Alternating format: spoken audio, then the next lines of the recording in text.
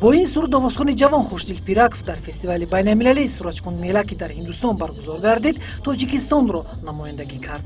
17 دولت اونجا اشتراک کردند، معرفی کردند که وزیر تاجیکستان میبرند، قرصک زدند بسیار. ما باید حرکت کنیم که صنعت ملت تاجیک را به دنیا نشان دهیم. این آوازخوان جوان حالا در جاده هنر چندان تجربه زیاد ندارد و میخواهد نوزیکی صنعت هنر را به خوبی آموزد.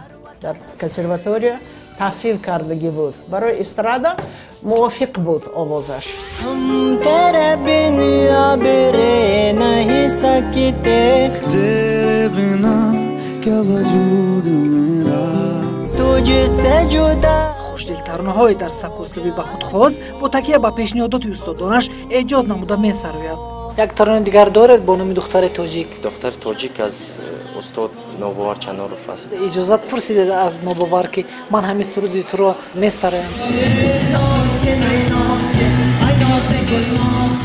آوازخوانی جوان خوشدل پیراکوف باری اول طریق برنامه هنر معرفی می‌گردد. وقتی که کسی این سرود را گوش کند لحظه سفر می‌کند به قله‌های بلند بدخشان. شام یکشنبه در تلویزیون دوشنبه. کبکی دری مست خوش آواز من جور بشو با نی و با ساز من.